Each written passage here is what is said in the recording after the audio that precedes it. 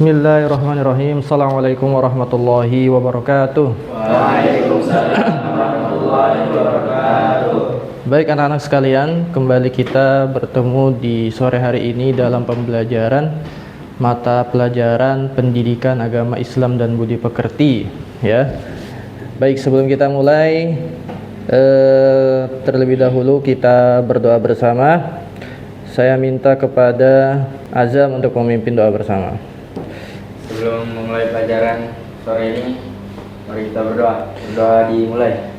Kalamu qadimun la yuhallu sama'uhu tanazzaha an qawli wa fi'li wa niyati bihi astashfi min kulli da'i wa nuruhu dalilun li qalbi 'inda jahli wa khairati faya rabbi mat'ini bisirri hurufihi wa nawwir bihi qalbi wa sam'i wa mukrati. Alhamdulillah. Baik anak-anak sekalian, sebelum kita masuk ke inti pembelajaran, saya terlebih dahulu absen kalian dulu. Saya absen dari pertama. Miftah hadir. Lutfi Alim Dafa Fadil Rifai Azam Musa Rashid tidak hadir. Ada yang tahu dia kemana? Izin ya, izin keluar ya, mengambil ada keperluan dengan orang tuanya. Kemudian Yusuf Zain Iyas hadir. Alhamdulillah, semuanya hadir. Hanya satu orang saja yang nggak hadir, ya, Rashid. Baik, kita masuk ke inti pelajaran hari ini. Kita membahas tentang kompetisi di dalam kebaikan dan etos kerja. Kompetisi dalam kebaikan dan etos kerja. Apa itu kompetisi dalam kebaikan? Maksudnya, nama lainnya adalah berlomba-lomba di dalam kebaikan, ya, berlomba-lomba di dalam kebaikan. Kemudian etos kerja, arti kata lainnya itu adalah semangat di dalam bekerja. Oke, lanjut. Nah, di dalam Al-Quran Allah Subhanahu wa Ta'ala berfirman berkaitan dengan kompetisi di dalam kebaikan atau dinamakan berlomba-lomba di dalam kebaikan. Allah Ta'ala berfirman di dalam surat Al-Maidah ayat ke-48. Ada yang bisa bacakan? Musa, tolong bisa dibacakan. A'udzu billahi minasy syaithanir rajim. Bismillahirrahmanirrahim. Wa anzalna ilaikal kitaba bil haqqi musaddiqan lima baina yadayhi minal kitabi wa muhaiminan alayhi fahkum bainahum bima anzalallah wa la tattabi' ahwa'ahum amma ja'aka minal haqq likullin ja'alna minkum syir'atan wa minhaja walau syaa Allahu laja'alakum ummatan wahidatan walakin liyabluwakum fima ataakum fastabiqul khairat ilallahi marji'ukum jami'an fayunabbi'ukum bima kuntum fihi takhtalifun. Baik, terima kasih kepada Musa. Alhamdulillah, bagus sekali bacaannya. Takbir semua untuk Musa. Allah. Oke, baik, alhamdulillah. Lanjut ke artinya. Ustaz minta tolong bacakan artinya. Dan kami telah menurunkan kitab Al-Quran kepada Muhammad, Ya. dengan membawa kebenaran. Lanjut. Yang membenarkan Yang membenarkan kitab kitab yang diturunkan sebelumnya dan menjaganya. Lanjut. Maka Putuskanlah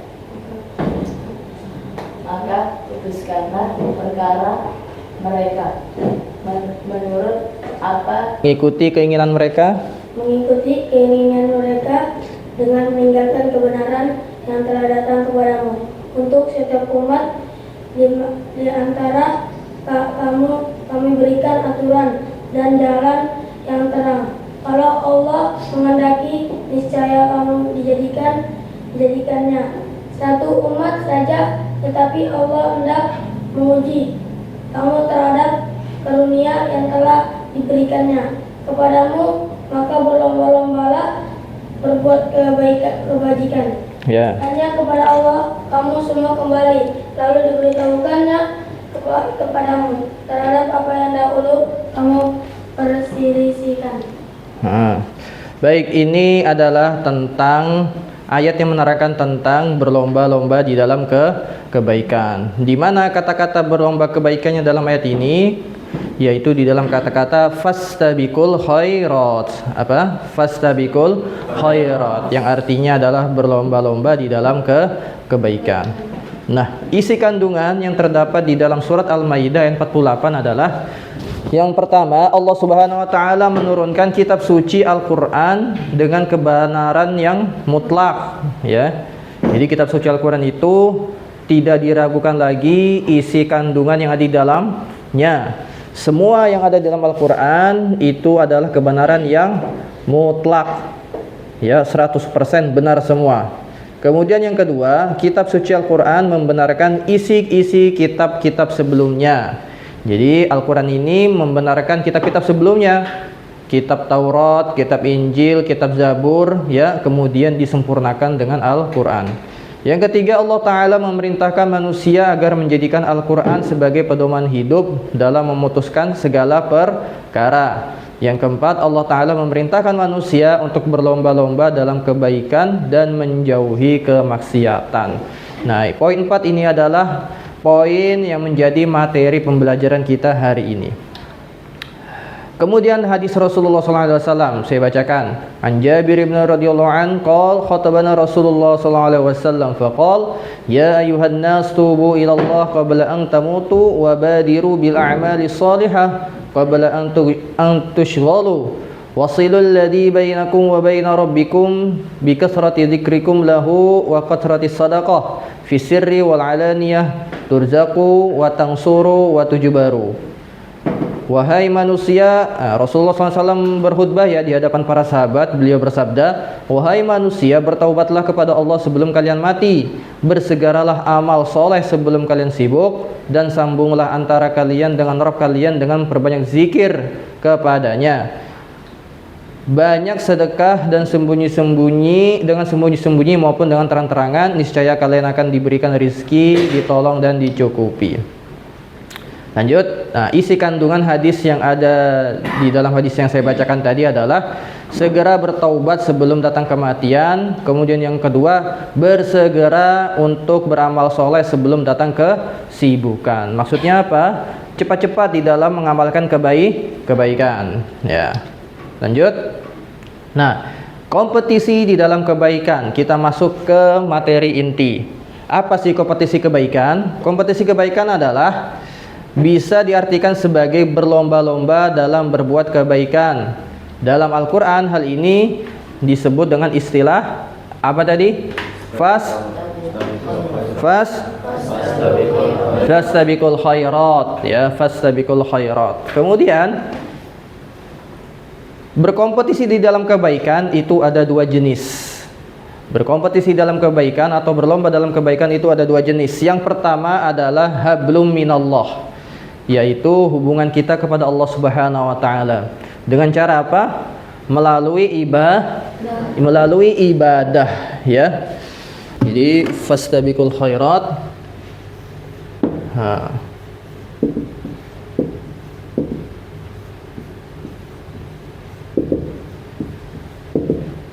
Terbagi menjadi dua jenis. Yang pertama hablum minallah. Nah, yang kedua hablum minan nas. Nah, yang pertama hablum minallah. Berlomba-lomba dalam kebaikan di dalam hablum minallah, yaitu dengan cara meningkatkan ibadah. Apa? Ibadah. Ibadah itu apa sih ibadah? Coba contoh ibadah, Miftah. Salat, benar. Lutfi? Contoh ibadah, puasa, oke. Dafa, contoh ibadah. Ya. Mengaji, itu ibadah juga, ya. Yusuf, contoh ibadah. Zakat juga termasuk ibadah. Nah, kalau di sini dijelaskan salat berjamaah tepat waktu dan membaca Al-Qur'an setiap hari. Nah, ini adalah salah satu bentuk fastabiqul khairat, jenis hablum minallah, yaitu dengan ibadah. Kemudian yang kedua, hablum minan nas, yaitu hubungan kita dengan manusia, ya, yaitu bermuamalah atau bergaul dengan baik terhadap sesama manusia. Contohnya apa? Membantu tetangga yang membutuhkan pertolongan, atau ikut bergotong royong dan menyantuni anak yatim, membantu anak yatim, kasih sayang terhadap anak yatim. Nah, ini termasuk fastabiqul khairat, jenis hablum minan nas, dalam bentuk muamalah, berbuat baik terhadap sesama manusia. Fastabiqul khairat. Kemudian selanjutnya, nah, di dalam kompetisi, di dalam kebaikan, fastabiqul khairat, hal-hal yang harus diperhatikan adalah pertama, harus sesuai dengan syariat Islam, berpegang teguh dengan syariat Islam, ya. Jadi tidak boleh kalau tidak sesuai dengan syariat Islam. Tolong menolong dalam judi misalnya, ya nggak boleh. Wah, saya bantu dia tapi pinjamkan buat pinjol judi. Nah, ini nggak boleh, ya, karena bertentangan dengan Islam. Yang kedua, harus dilakukan dengan ikhlas, hanya mengharapkan ridho Allah Ta'ala. Jadi berlomba-lomba ke dalam kebaikan bukan karena pengen dilihat orang lain, atau riya, ya, atau pamer, ya, atau takut dihukum sama orang tua atau gurunya. Nah, salah niat. Jadi harus niat ikhlas karena Allah Ta'ala, bukan karena dilihat orang lain. Yang ketiga, tidak boleh menunda-nunda kebaikan. Kebaikan yang bisa kita lakukan pada saat itu, lakukan segera, ya, tidak usah ditunda-tunda, ya. Kita tidak tahu kapan lagi kita bisa berbuat kebaikan, ya. Kalau kita punya uang, nah, kita sedekahkan sebagiannya atau kita infakkan, ya. Melihat temannya yang sedang tertidur ketika di dalam pelajaran, maka kita bangunkan, ya. Kita bangunkan, kita ingatkan supaya fokus di dalam pembelajaran. Kemudian selanjutnya, manfaat berkompetisi di dalam kebaikan. Apa sih manfaatnya? Fastabiqul khairat. Yang pertama adalah menjadikan waktu lebih bermanfaat dan energi tersalurkan untuk kegiatan positif. Jadi waktu kita bermanfaat kalau kita berbuat kebaikan, ya. Selain kita dapat pahala, juga kita bisa membantu teman kita. Yang kedua, dapat saling memotivasi dan membentuk lingkungan yang istiqomah dalam berbuat kebaikan. Jadi kalau kita rajin berbuat kebaikan, nanti teman kita lihat kita berbuat baik, lama-lama lingkungan kita akan menjadi lingkungan yang baik. Nah, circle kita akan menjadi circle yang baik. Yang ketiga, mendorong untuk menjadi hamba yang beruntung, ya. Jadi kalau kita semangat berlomba-lomba dalam kebaikan, maka kita akan menjadi hamba yang diridhoi oleh Allah Subhanahu wa taala. Lanjut, cara penerapan kompetisi dalam kebaikan. Nah, gimana cara penerapannya? Yang pertama adalah selalu memaksakan diri untuk terbiasa berbuat baik sejak dini. Jadi tidak perlu menunda-nunda kebaikan. Nanti saja, ketika saya besar baru saya berbuat baik. Nanti saja, kalau saya sudah tua baru saya rajin ke masjid. Jangan, ya. Jadi dari kecil sudah biasakan diri kita untuk berbuat kebaikan, senang untuk melakukan kebaikan. Yang kedua, memperdalam pengetahuan tentang Islam. Nah, ini penting. Makanya penting untuk belajar ilmu agama. Kita berbuat baik sesuai dengan syariat Islam. Jadi kita berbuat baik, jangan sampai tidak dengan sesuai syariat Islam, jangan sampai. Nah, makanya penting kita mempelajari ilmu agama. Kemudian yang ketiga, berteman dengan orang-orang yang berjiwa fastabiqul khairat. Jadi cari teman-teman yang bisa kita ajak untuk berkompetisi di dalam amal kebaikan. Misalnya Rifai, ya. Dia cari teman Yusuf, lomba-lomba dalam cepat-cepatan, siapa yang duluan selesai hafal juz 30 misalnya. Itu baik. Ya, itu baik. Miftah misalnya cari teman Lutfi Mubarak, siapa yang paling cepat datang ke masjid, ya, sholat jamaah tepat waktu. Nah, itu salah satu contohnya juga baik, ya. Itu mencari teman yang baik untuk diajak berkompetisi di dalam kebaikan atau berlomba-lomba dalam kebaikan. Itu adalah salah satu cara penerapan fastabiqul khairat. Fahim tuh? Oke, baik. Lanjut. Nah, sekarang masuk ke poin etos kerja. Nah, sebelum itu fastabiqul khairat, ada yang mau ditanyakan? Ada yang mau ditanyakan? Tidak ada? Jadi paham ya? Kompetisi dalam kebaikan, istilah Arabnya apa namanya? Fastabiqul khairat. Artinya apa? Berlomba-lomba dalam kebaikan. Oke, baik. Lanjut. Masuk ke poin B, yaitu etos kerja. Dalil tentang etos kerja yaitu di surat At-Taubah ayat 105.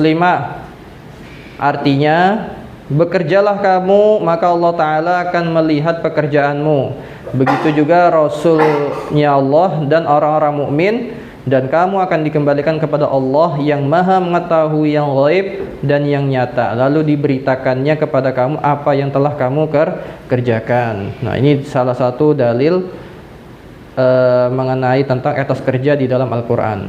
Wa qul i'malu fasayarallahu 'amalakum wa rasuluhu wal mu'minun.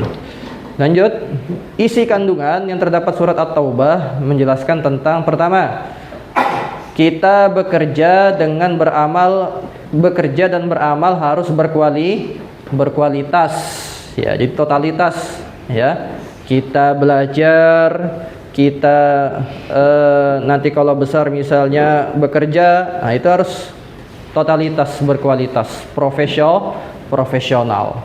Yang kedua, jenis pekerjaan dan amal yang dilakukan manusia sesuai bakat dan kemampuan. Jadi harus ahli, ya. Kita misalnya belajar, kalau bagi murid, ya kan, nah maka harus ahli di dalam apa yang kita pilih. Kemudian yang ketiga, manusia harus menjauhkan diri dari sikap malas dan menyia-nyiakan waktu. Jadi jauhi itu sifat malas dan suka menyia-nyiakan waktu yang tidak bermanfaat. Kemudian yang keempat adalah beramal harus secara ikhlas agar menjadi bermanfaat.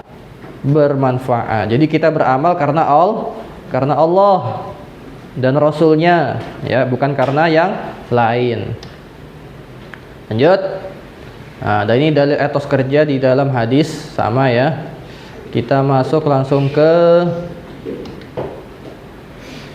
pengertian etos kerja. Etos kerja dapat diartikan sebagai kerja keras, ya, atau semangat di dalam bekerja, bersungguh-sungguh di dalam bekerja.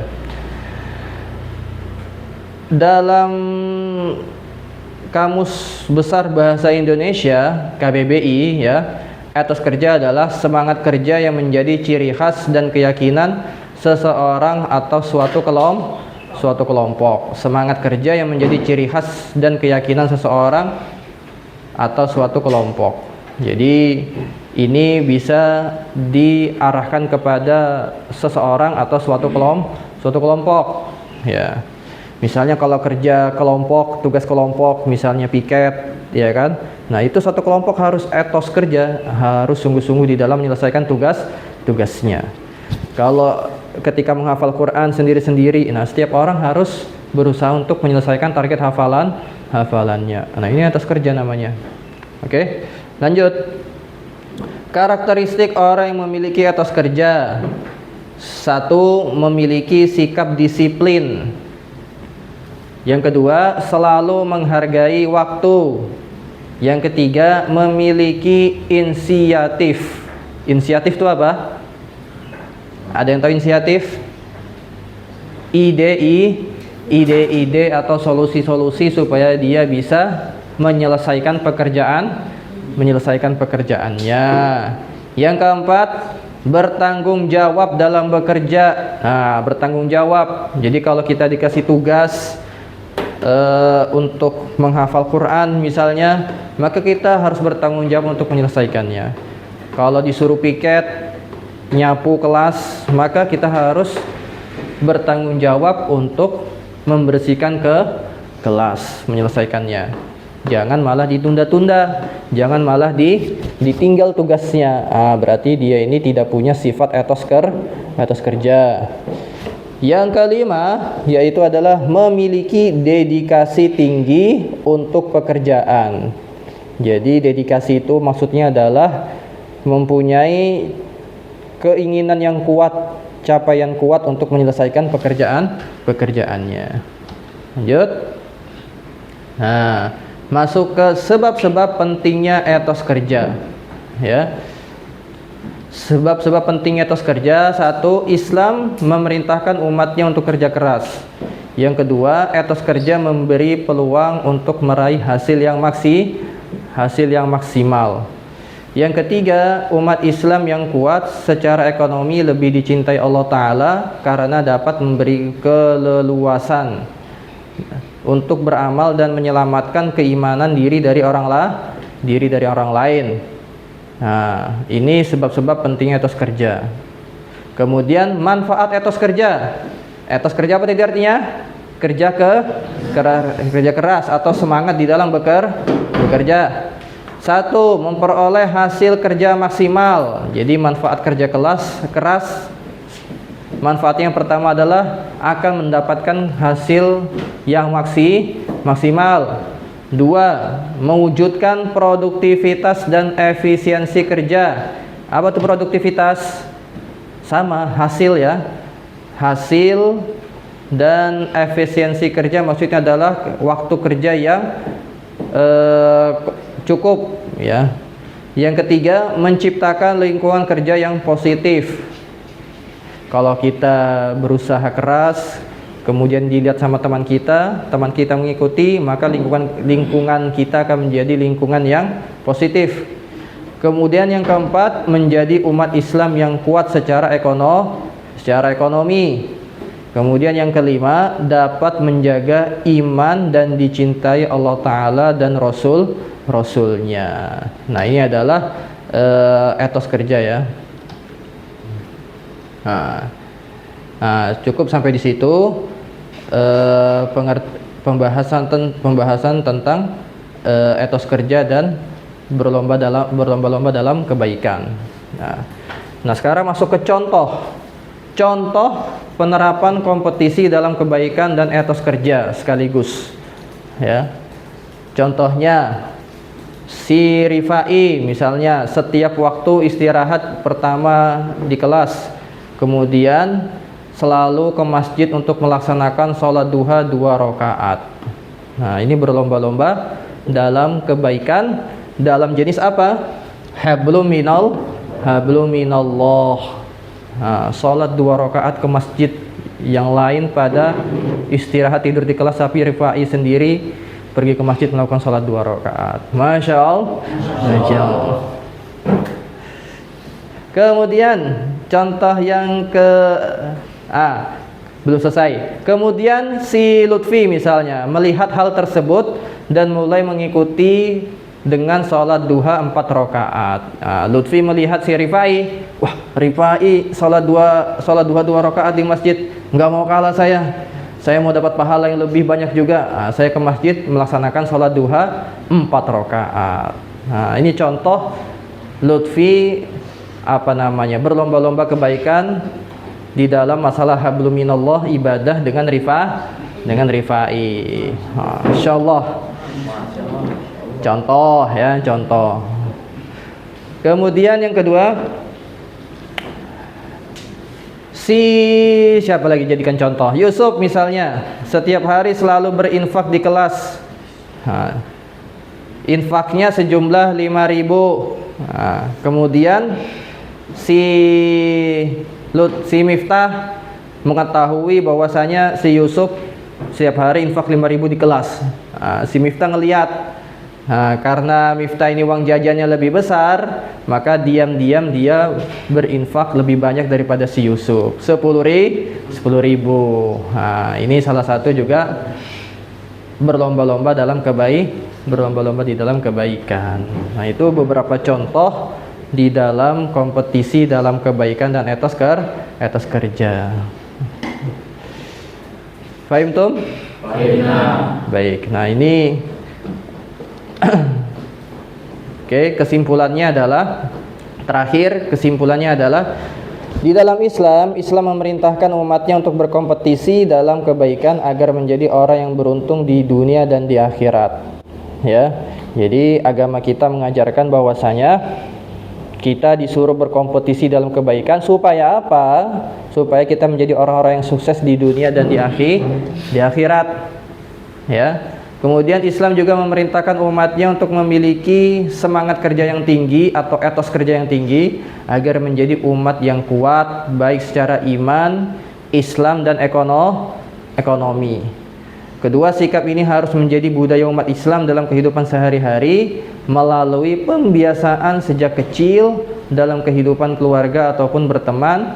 Dengan demikian, ya, umat Islam dapat memahami betapa besar manfaat kedua sikap tersebut dalam kehidupan sehari-hari.